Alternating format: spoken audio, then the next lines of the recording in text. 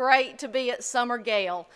Last year when I was contemplating retirement, I thought to myself, can I really not go to Jekyll every summer and be with 500 of my closest friends? Can I really not do that? So I had to find a job that would allow me to come to Jekyll every summer. So it's been a great conference, and it's so good to be here with you. I've been to Summer Gale every year since about 1986, and I know some of you were going to kindergarten that year. But it's been a great journey, and Summer Gale has been one of those most anticipated events, and this year is no different. I had my remarks all planned yesterday, and really I only had about 3 sentences to tell you about Race to the Top, and you would have understood them all, and then I could have said, and next is Kelly Henson. And then we had Terry Abbott come and talk about all the things that we shouldn't say. Well, I went back through my presentation last night, and what was going to take me 3 sentences is now going to take me 45 minutes. Because what I really was going to tell you is that Race to the Top funds best practices, promoting sound pedagogical methods, and we are trying to implement them with fidelity. I was going to tell you that we were doing this for the benefit of our stakeholders, that CCGPS must be taught with hands-on, student-centered activities facilitated by teachers with less emphasis on text-based instructional devices and paying close attention to students' home academic regimen. And then I could have sat down and you all would have understood. But he said that we couldn't do that anymore and to be aware of those words, so now I have to go into this 45-minute spiel about Race to the Top. But I'm glad to do it. And I want to thank Dr. Stokes and especially Deborah White for allowing us to have our Race to the Top summit here and for collaborating with us. It was interesting yesterday to hear Dr. Shoemate talk about all the changes that he has seen in his career, and we know that there have been many, many changes. And it reminded me of a time when my husband came home shaking his head. He worked for a utilities company, and he was just amazed at the leadership of his company. One day they had a meeting similar to this, in which one of the top leaders raised his hand just like this, and he pointed it at all of those in the room, and he said, "You cats, change is a-comin', and you ain't gonna like none of it."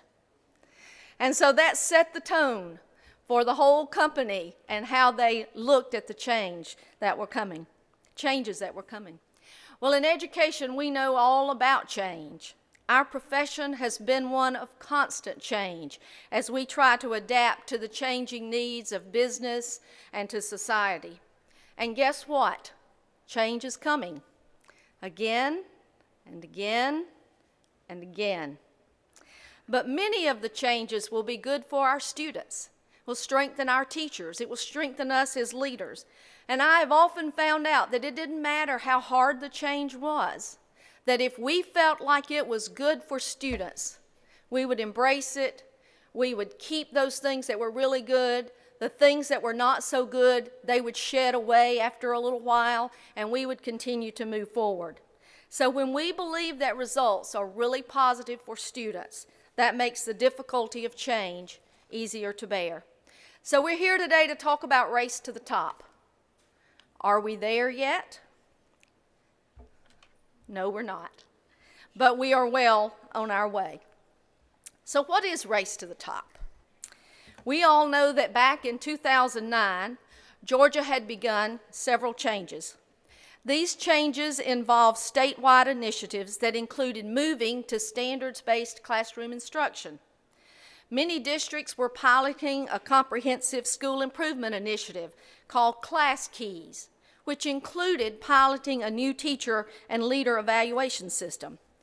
And Georgia had been struggling with trying to provide for us a student information system through a vendor approach that after several tries still had not come to fruition, even though we had spent millions of dollars. The economy was on the brink of the Great Recession, and the money to continue those initiatives was quickly drying up. When the economic stimulus packages were announced, Georgia competed with other states to apply for Race to the Top funding that was available through the American Recovery and Reinvestment Act.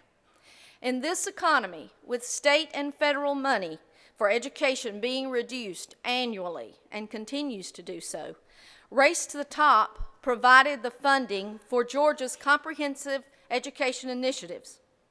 11 states and the District of Columbia received the grant, and Georgia was fortunate enough to receive $400 million. How can we spend Georgia's RT3 money? Well, a scope of work was developed to move Georgia's education initiatives forward. It spoke specifically to how that money could be spent. $200 million of it would remain at the State Department of Education, and it would be to implement those critical statewide projects that Georgia had already begun, such as the implementation of standards-based classroom, developing the pilot in the implementation of a new teacher and leader evaluation system, and the creation of a longitudinal data system. We talked about other things like strengthening early learning initiatives. We talked about creating teacher leader certifications and other initiatives with strategic partners. I was glad to hear yesterday Stan talk about the Visioning Project. We spent 2 years developing that project. And do you know that everything in that project is reflected in the Race to the Top application? Every single thing. The other $200 million from Race to the Top would be divided among those partnering school districts who said, yes, we want to be engaged in this work from the very beginning. And so those 26 districts developed their own scopes of work to do some things in their own districts that they wanted to do, and also to assist the state in going through and piloting and refining those initiatives. And thankfully, we're not in this work alone. There are 21 projects in the Race to the Top application. There are 31 projects in the Race to the Top application. 21 of those live in the Department of Education, but 10 projects are shared with these other agencies.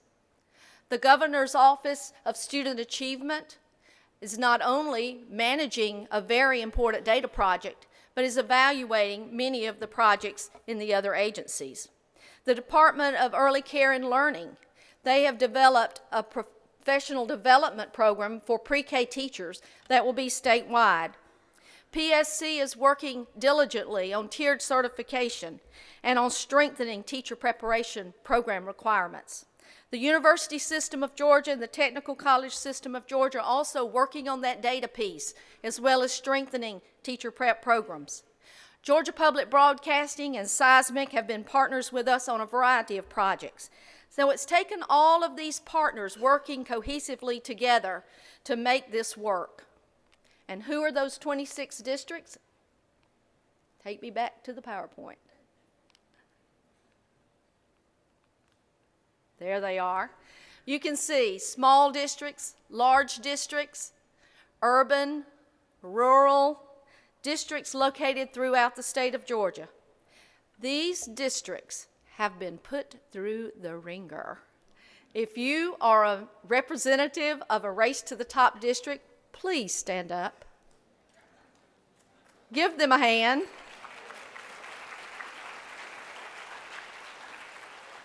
Let me tell you, they have piloted, they have polished, they have been the voice of the teacher, they have been the voice of the local district.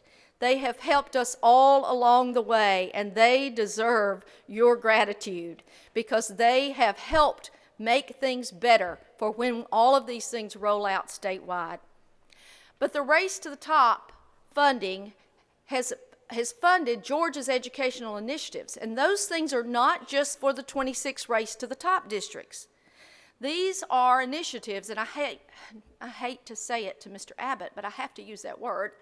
These are the initiatives that affect the whole state of Georgia, and the rest of the state owes these districts a debt of gratitude. There are 4 major initiatives funded by Race to the Top. I do not call these Race to the Top initiatives. They are Georgia's educational initiatives, and Race to the Top has just been the funding source for us to move these forward. As I stated earlier, Georgia had already begun to move towards standards-based classroom instruction with the adoption of Georgia Performance Standards. Governor Perdue at the time was chairing the National Governors Association. As they began discussing how they could move to a set of standards on which they could all agree, Georgia was right there for the discussion. From these discussions and with work with many other organizations, the Common Core state standards were developed. Since Georgia was at the beginning of the discussion, there were few changes that had to be made to Georgia's performance standards in order to move to Common Core. That is the reason that when the State Department adopted these standards, that they called them Common Core Georgia State Performance Standards. That is the reason that the standards that we have now are mostly Georgia standards, and there were only 10 or 15% that had to be changed in order for us to have Common Core standards. Because the State Board of Education had adopted it, the Common Core, that's what our scope of work said.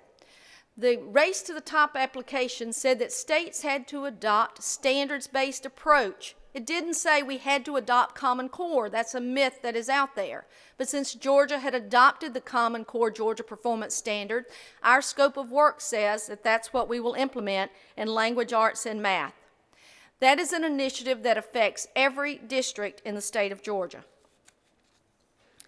Georgia had been struggling for a long time with a vendor solution for a longitudinal data system.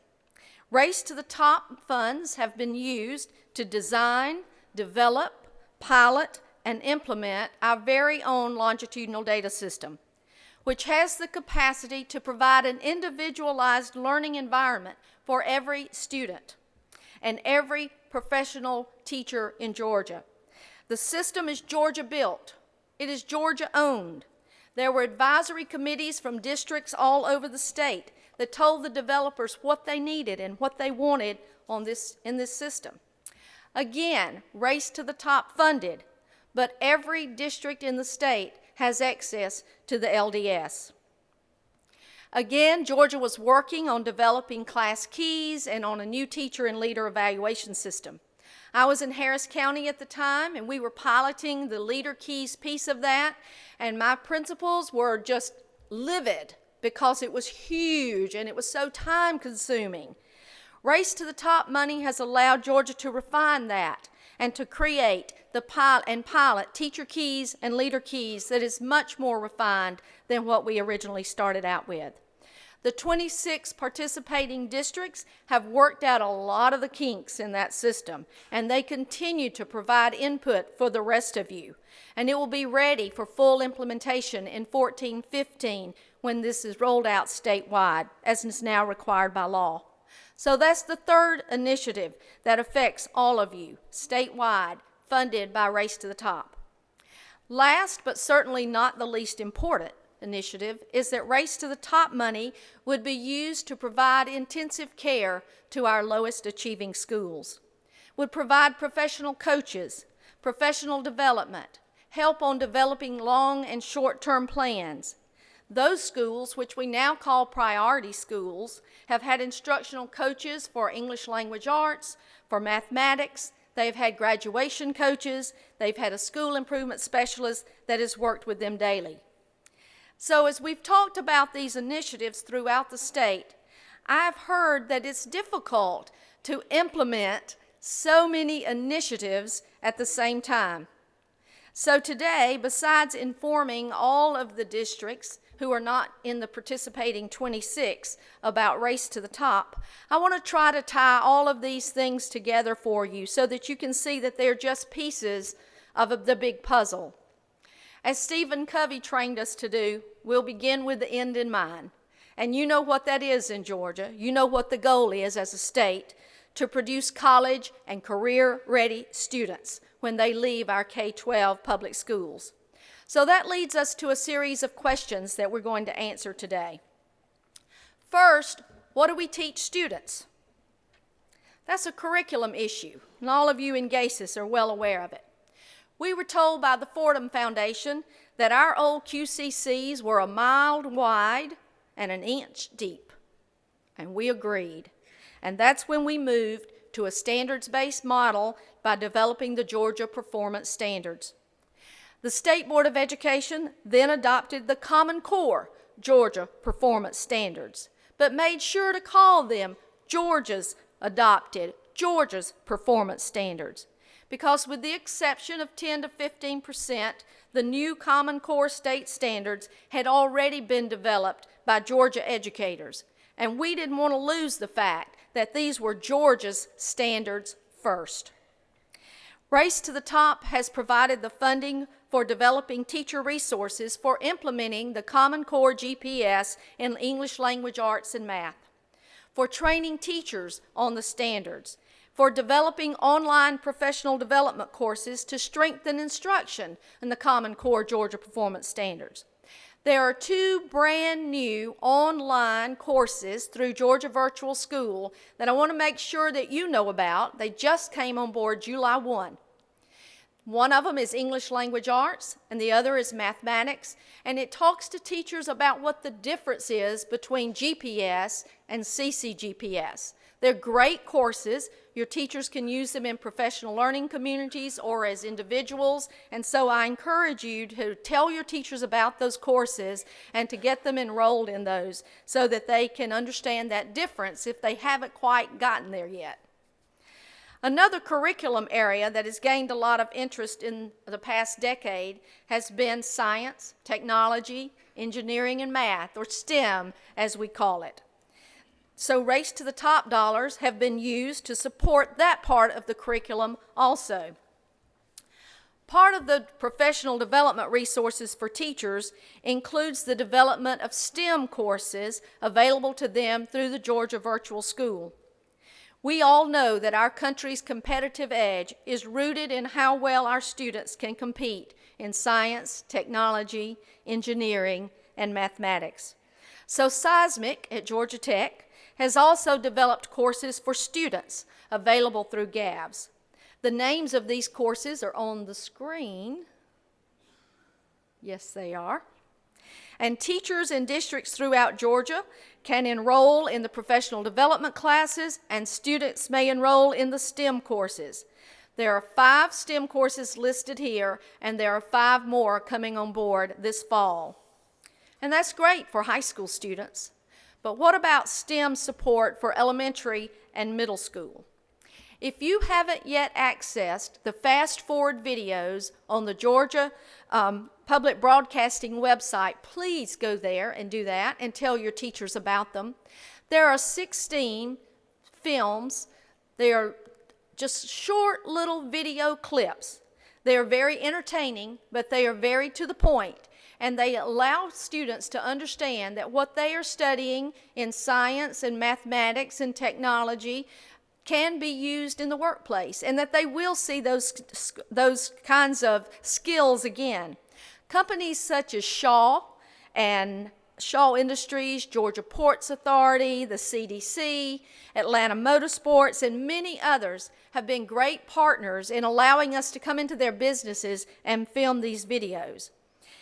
They're great for students, and we've had such a great response to them that we are going to have 16 more coming on board shortly, and these will target elementary students and middle school students and talk to them about the great careers that are available right here in Georgia in those STEM areas. Okay, so we have the curriculum, we have the Common Core Georgia Performance Standards, but how do we know if our students are progressing? How do we know if they're learning? That leads us to the next question. We certainly can't wait until the summative evaluation to figure that out. And as Melissa Fincher said yesterday in her presentation, we are leaving multiple choice land. We are leaving that. And there's nothing wrong with multiple choice, but we can't continue to rely on that completely. Teachers need to know all along the way what their students know so that they can adjust their instruction. And we hear that we're going to be compared to other states. Haven't you heard that? It's coming, I promise you. So how do we do all of that? Well, Race to the Top has funded the development of an assessment literacy course available to teachers this month. And if you were in Melissa Fincher's session yesterday, you heard about it. Of course, it has to have an acronym, so we call it Georgia FIP, Formative Instructional Practices. And your RESAs have the brochures that go along with it, and they are to get those to the districts. And your testing coordinators know about this course. There are 7 modules. 5 are for teachers, and 2 are for leaders. And it talks about how to use formative assessment in order to inform your instruction. So please make sure that your teachers know about those courses. There are 800 formative assessment items that have been developed and are available to teachers through OAS, funded by Race to the Top monies. There are 800 more items that will be added to that this fall. So your teachers need to know that those items are out there aligned to the CCGPS. There are also benchmark assessment items that will be field tested in September in many of your districts and will be available in January for all of your teachers. The format of those items, both the formative assessment items and the benchmark assessment items, will mirror what we know Park is developing for those 14-15 common assessments. They are not your regular multiple choice items, but many have constructed responses and provide students an opportunity to get comfortable with reading longer passages and with greater text complexity, and expecting students to demonstrate their thought processes in solving problems and answering those questions. So we're leaving multiple choice land, and so these items will help your teachers get used to that. So where will we keep this data that we're collecting from all of this formative and benchmark assessment? And as